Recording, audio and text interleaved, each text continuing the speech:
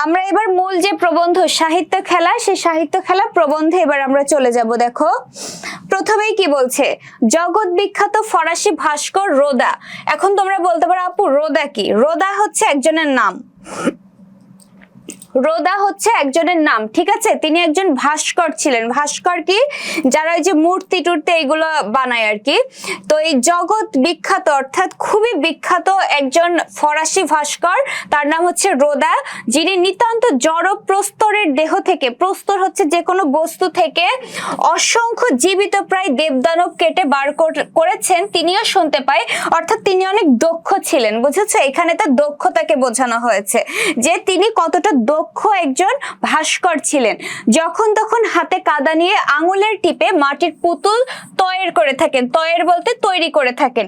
এটা হচ্ছে সে যে বিখ্যাত ভাস্কর ছিল, তার যে দক্ষতাটাও ছিল খুবই অসামান্য, সেই বিষয়টা এখানে বোঝানো হয়েছে যে তিনি যে কোনো কিছু যে কোনো ভাবে মাটি টিপে টিপে বানিয়ে ফেলতে পারতেন। এই পুতুল গড়া হচ্ছে তার খেলা, বোঝা গেল? তাহলে এই পুতুল গড়া কার খেলা? এই রোদা অর্থাৎ এই ভাস্করের খেলা। তো এটাই আমাদের হতে হবে, আমরা যেই কাজটা করব সেই কাজটা, সেই বিষয়টা, আমার কাজের যে বিষয়, সেই বিষয়টা নিয়ে যখন আমি খেলতে পারবো তখন সেটার আসল আনন্দ আমি নিজেও উপভোগ করতে পারবো। আর মানুষ কোনো একটা খেলা কখন খেলতে পারে? যখন সে খেলাটাকে সম্পূর্ণ আয়ত্তে নিতে পারে, তখন সে সেই খেলাটাকে খুব ভালোভাবে খেলতে পারে। তো বলতেছে সাহিত্যকে নিয়েও আমাদের খেলতে হবে, বোঝা গেল? সাহিত্যকে নিয়ে কে খেলতে পারে? যে সাহিত্যের ভেতরে খুব ভালোভাবে প্রবেশ করতে পারে সেই খেলতে পারে। যে একটি খেলা জানে না, মনে করো লুকোচুরি খেলা, লুকোচুরি খেলা যে জানে না সে কি লুকোচুরি খেলতে পারবে? পারবে না, তার লুকোচুরি খেলতেও ভালো লাগবে না। তাহলে যারা লুকোচুরিটা খেলে তার মানে এটা বুঝতে হবে যে তারা লুকোচুরি খেলতে জানে। এটা জাস্ট আমি একটা খেলার কথা বললাম। তুমি যদি বলো ক্রিকেট খেলার কথা, তুমি যদি বলো ফুটবল খেলার কথা, সবাই কি ফুটবল খেলতে পারে? সবাই কি ক্রিকেট খেলতে পারে? পারে না। যারা পারে তারাই হচ্ছে খেলে। এরপরে দেখো, তুমি মনে করো বিরাট বড় লোকের ছেলে, তোমার বাবা অনেক ধনী, আরেকজন আসলো যে তোমার পাশের ট্রেন লাইনের পাশে যে বস্তিগুলো দেখা যায় ওখানে থেকে মনে করে উঠে আসছে, খুবই দরিদ্র পরিবারের একটা ছেলে। এখন সেই দরিদ্র পরিবারের ছেলেটা আবার খুব ভালো খেলে, আর তোমার বাবা অনেক ধনী, তুমি ভীষণ ধনী পরিবারের ছেলে, কিন্তু তুমি ভালো করে খেলতে পারো না। এখন খেলা জিনিসটা হচ্ছে বিচার করবে কে ভালো কে খারাপ, এটা কিসের উপরে? কারোর বাবার আর্থিক অবস্থার উপরে? নিশ্চয়ই না। খেলার ক্ষেত্রে বিচার করা হবে যে ভালো খেলে তাকেই প্রায়োরিটি দেওয়া হবে। তো সেটাই বলছে যে সাহিত্যটাও হচ্ছে একটা খেলা, বোঝা গেল?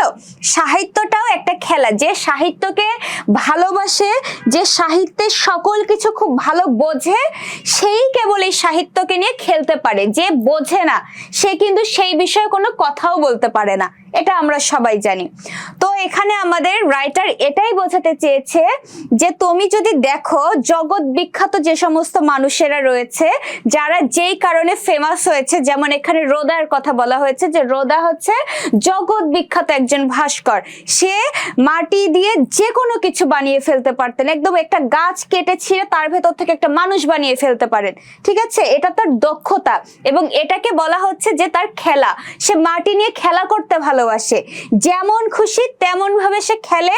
সে মনের ভেতর থেকে তার মধ্যে কি ওই শিল্পটা আসে, মনের ভেতর থেকে শিল্প না আসলে কিন্তু কেউ নতুন শিল্প সৃষ্টি করতে পারে না। কাজে দক্ষতা অর্জন একটা মানুষ তখনই করতে পারে যখন সে সেই বিষয়টাকে নিয়ে খেলা করতে পারে।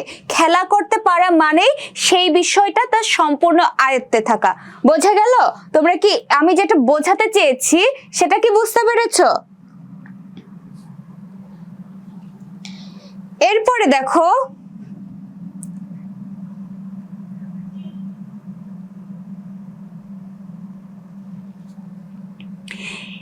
এরপরে দেখো বলছে শুধু রোদা কেন, এটা যে শুধু রোদার কথা বলা হচ্ছে এমনটা না, যে রোদাই শুধুমাত্র বিখ্যাত এই কারণে রোদার কথা বলা হচ্ছে এটা না, এটা সকলের ক্ষেত্রে প্রযোজ্য।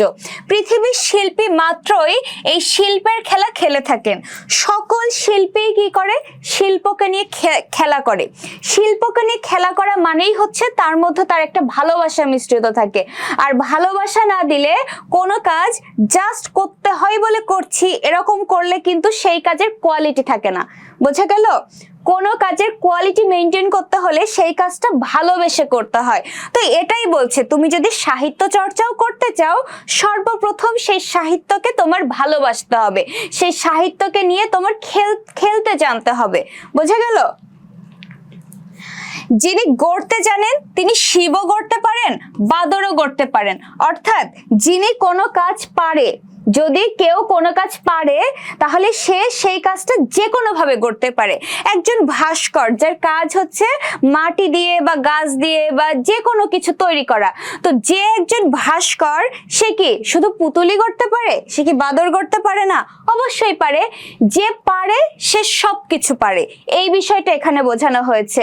যে ভাস্কর সে মাটি দিয়ে পুতুলও করতে পারে, সে মাটি দিয়ে শিবও করতে পারে, সে মাটি দিয়ে বাদরও করতে পারে। এটা হচ্ছে তার আয়ত্তে আছে, সে এই শিল্পটা জানে, কাজেই সে এই শিল্পটাকে নিয়ে খেলতে পারে। এরপরে দেখো আমাদের সঙ্গে বড় বড় শিল্পীদের তফাৎ মানে পার্থক্য এইটুকু যে তাদের হাত এক করতে আর হয় না। আর হয় না মানে কি, তাদের হাত অর্থাৎ এই শিল্প যারা সৃষ্টি করে তাদের সকলকে একত্র করতে গেলে খুব বেশি বেগ পোহাতে হয় না। বোঝা গেল? সম্ভবত এই কারণে কলা রাজ্যের মহাপুরুষদের যা খুশি তাই করবার যে অধিকার আছে, ইতর শিল্পীদেরও সে অধিকার নেই। ইতর শিল্পী কাদেরকে বলা হচ্ছে? ইতর বলতে বোঝায় নিচু, ঠিক আছে? নিচু জাত বা নিচু সম্প্রদায়, সেই শ্রেণীকে বোঝানো হয়েছে। ইতর শিল্পী বলতে যারা হাই কোয়ালিটি শিল্পী, শুধু কি এরাই রয়েছে? নিচু শ্রেণীর শিল্পীরাও রয়েছে। নিচু শ্রেণীর শিল্পী কারা? যারা হয়তো এই বিষয়টাকে এখনো প্রপারলি আয়ত্তে নিয়ে আসতে পারেনি, যাদের গন্ডি হয়তো বা শুধু ওই মাটি দিয়ে পুতুল বানানো পর্যন্ত, তারা হয়তো আর ওটা দিয়ে আর গাছ পাথর বা বিশ্বের বিখ্যাত সব জিনিস হয়তো তারা তৈরি করতে পারে না, সেই বিষয়টাকে বলা হয়েছে। আর কলা রাজ্য মানে কি? কলা রাজ্য মানে হচ্ছে এই যে শিল্পের যে জগৎ, ঠিক আছে? শিল্পের যে জগৎ সেটাকে বোঝানো হয়েছে। আচ্ছা, রাগিবের একটা কমেন্ট হঠাৎ চোখে পড়লো, জি এটা ভুল ছিল, মানে আমি বুঝতে পারিনি।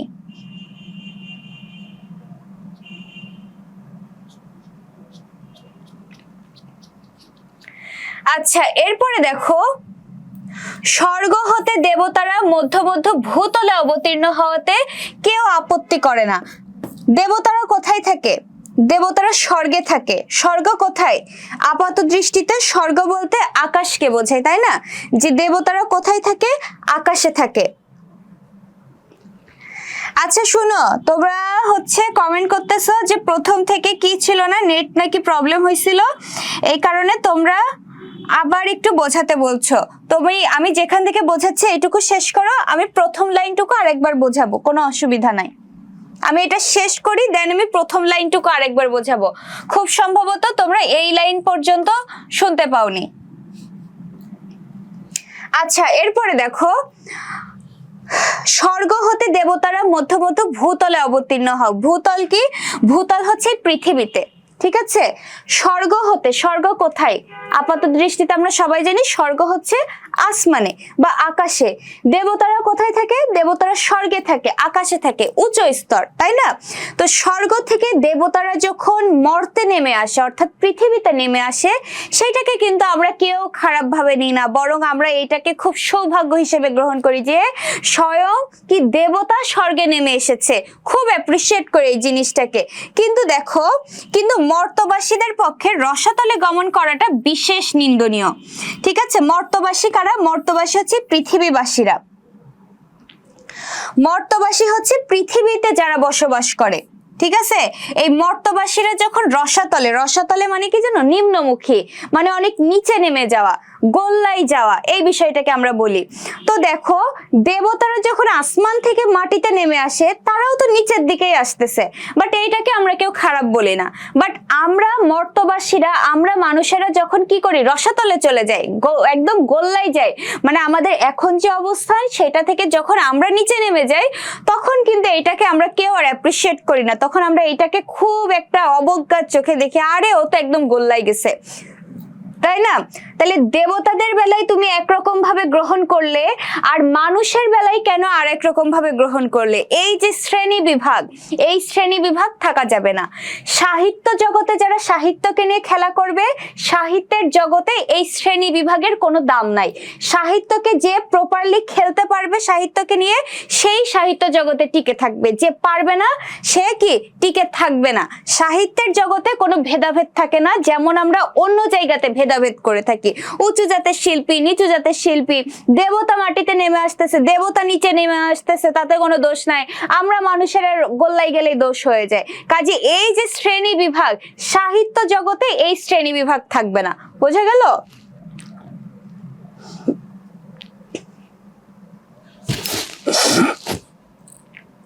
আসো এবার হচ্ছে এই পর্যন্ত তোমরা যারা বলছো নাই, অর্থাৎ শুনতে পাওনি, তাদের জন্য আরেকবার আমি বলছি। জগৎ বিখ্যাত ফরাসি ভাস্কর রোদা, রোদা কি?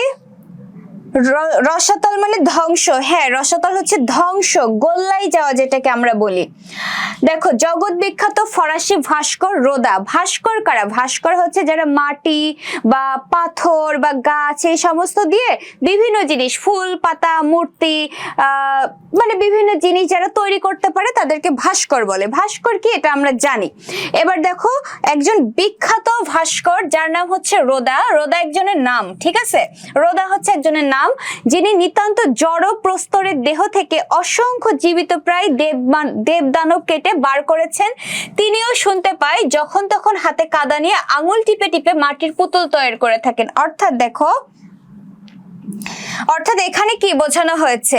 এখানে বোঝানো হয়েছে যে রোদা যে বিখ্যাত ফরাসি ভাস্কর, তার দক্ষতা, তিনি কত দক্ষতার সাথে যে কোনো কিছু তিনি বানাতে পারতেন। তিনি জড় প্রস্তরের দেহ থেকে অসংখ্য জীবিত প্রায় দেব দানব কেটে বার করেছেন। অর্থাৎ তিনি দেখা গেল কি, যারা ভাস্কর তারা কি করে, একটা গাছের গুড়ি পড়ে রয়েছে, সেই গাছের গুড়িটাকে নিয়ে এসে এমন ভাবে কাটছাট করে একটা মানে মানুষের মূর্তি বানাই ফেললো, যেটাকে দেখে মনে হয় একদম জীবন্ত একটা মানুষ। যারা দক্ষ আছে যাদের এই ভাস্কর কাজে, তারা কিন্তু একদম পুরো জীবিত জিনিসই বানাই ফেলে, এরকম যে একদম দেখলে হঠাৎ করে একদম মানে ইয়া হয়ে যেতে হয় যে আরে এটা এত নিখুঁত ভাবে বানানো। তো সেটাই বলতেছে যে রোদা যে জগৎ বিখ্যাত একটা ভাস্কর, তিনি এমনি এমনি হয় নাই, তার যে দক্ষতা রয়েছে সেই দক্ষতাকে এখানে ফুটিয়ে তোলা হয়েছে। এই পুতুল গড়া হচ্ছে তার খেলা। অর্থাৎ এই যে রোদা বিভিন্ন জিনিস দিয়ে যে সমস্ত বস্তু বানাতেন, যেসব পুতুল বানাতেন, এই পুতুল তৈরি করা হচ্ছে তার কাছে একটা খেলা। রোদাকে একজন শিল্পী, ভাস্কর একটা শিল্পী, তাই না? সে কি করছে, তার শিল্পকে তৈরি করার জন্য, তার শিল্প তৈরির যে সমস্ত বস্তু, সেই সমস্ত বস্তু নিয়ে সে খেলা করছে। সে যে এই যে খেটে খুঁটে কাঠখড় দিয়ে টুকে টুকে যে একটা ভাস্কর বানাচ্ছে না, এটাকে বলা হচ্ছে তার কাছে খেলা। বোঝা গেল? একটা মানুষ কখন খেলা করতে পারে? যখন সে ওই খেলাটাকে আয়ত্তে আসে। যখন কেউ কোনো খেলা পছন্দ করে খেলতে, সে সেটাই খেলে। আমি বাপু, আমি ফুটবল খেলতে আমি পারি না, এখন আমার কি ফুটবল খেলা দেখতে ভালো লাগবে না আমার ফুটবল খেলতে ভালো লাগবে? কোনটা বলো? আমার ক্রিকেট খেলা অনেক পছন্দ, অবশ্যই আমার ক্রিকেট খেলতে ভালো লাগবে। তাইলে অবশ্যই যার যে বিষয়ে দক্ষতা রয়েছে তার সেই বিষয়টা ভালো লাগে। আর দক্ষতা কখন আসে? যখন সে সেই বিষয়টাকে ভালোবাসে। আমার ক্রিকেট খেলার প্রতি আমি ধরে নিলাম, ঠিক আছে, উদাহরণ হিসেবে ধরো যে আমার ক্রিকেট খেলার উপর একটা দক্ষতা রয়েছে। কেন দক্ষতা? কারণ আমার ক্রিকেট খেলার উপর একটা ইন্টারেস্ট রয়েছে, আমি ক্রিকেট খেলাকে ভালোবাসি, তাই না? ক্রিকেট খেলতে আমি ভালোবাসি, তাই আমি ক্রিকেট খেলার ভেতরে কি হচ্ছে, কিভাবে কি হয়, পিচের দৈর্ঘ্য কত, কয়জন প্লেয়ার, এই জিনিসগুলো খোঁজ খবর আমি রাখি। আমার ফুটবল ভাল লাগে না, তাহলে ফুটবল মাঠে কয়জন খেলে আমার এটা তো জানতেও ভাল লাগবে না, দেখতেও ভাল লাগবে না। তো এটাই বলতেছে যে মানুষ একটা বিষয় নিয়ে খেলতে কখন পারে, যখন তার ওই বিষয়ের প্রতি ভালোবাসা থাকে, তখনই সে কেবল সেই জিনিসটাকে নিয়ে খেলতে পারে। এই যে রোদা জগৎ বিখ্যাত একজন ভাস্কর, তার কাছে দেখো এই ভাস্কর্য তৈরি করা তার কাছে একটা খেলা বলা হয়েছে। এই যে দেখো এই পুতুল করা হচ্ছে তার কাছে খেলা, তিনি যে ভাস্কর্য তৈরি করে সেটা হচ্ছে তার কাছে একটা খেলা। কেন এটা তার কাছে খেলা? কারণ সে ভাস্কর্য তৈরি করাতে তার দক্ষতা রয়েছে। সাহিত্য খেলা যে বলা হলো আমাদের আজকে প্রবন্ধের নাম, কেন দেওয়া হলো? যে যে বিষয়ে দক্ষতা নাই সে তো সেই বিষয় নিয়ে খেলতে পারে না, তাহলে সাহিত্যকে নিয়ে কারা খেলতে পারে? যাদের সাহিত্য বিষয়ে দক্ষতা রয়েছে। ঠিক আছে, তাহলে সাহিত্য জগতে তারাই টিকে থাকে যারা সাহিত্যকে ভালোবাসে, যারা সাহিত্যের খুঁটিনাটি জানে, যারা সাহিত্যকে নিয়ে খেলতে জানে, তারাই সাহিত্যকে নিয়ে খেলতে পারে, তাই না? তারাই সাহিত্য জগতে টিকে থাকে। এবার দেখো তুমি একটা খেলার কথা চিন্তা করো, ফুটবল খেলার কথা। ফুটবল খেলতে মনে করো তোমার বাবার অনেক টাকা পয়সা, তুমি ফুটবল খেলতে পারো। আবার আরেকজন মনে করো রয়েছে তোমার বাসার পাশে, তার বাবা অনেক দরিদ্র, দিন আনে দিন খায়, সেও ফুটবল খেলতে পারে, বাট সেই ছেলেটা তোমার থেকে ভালো খেলে। এখন মনে করো এলাকায় একটা খেলার আয়োজন করা হয়েছে, তোমার বাবার অনেক টাকা পয়সা কিন্তু তুমি খেলতে পারো না, তোমাকে কি আমি আমার দলে রাখবো? নিশ্চয়ই রাখবো না, কারণ আমার দরকার কি? যে দক্ষতার সাথে খেলতে পারে, যে ভালো খেলোয়াড়, তাকেই আমার প্রয়োজন। তাইলে যে ভালো খেলতে পারে সেই খেলার জগতে টিকে থাকে। তো সেটাই বলছে, তুমি যদি সাহিত্য জগতে নাম করতে চাও, তুমি যদি সাহিত্য জগতে টিকে থাকতে চাও, তাহলে তোমার সাহিত্যকে নিয়ে খেলতে জানতে হবে। অর্থাৎ সাহিত্য জগতে তোমার দক্ষতা থাকতে হবে।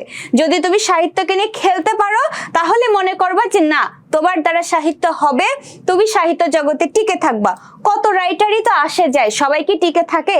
থাকে না, কেউ একটা দুইটা কবিতা লিখে হারাই যায়।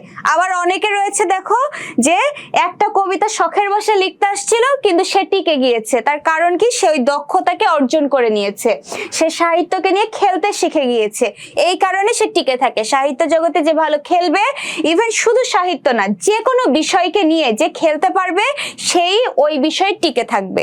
সবাই ক্লিয়ার এই পর্যন্ত?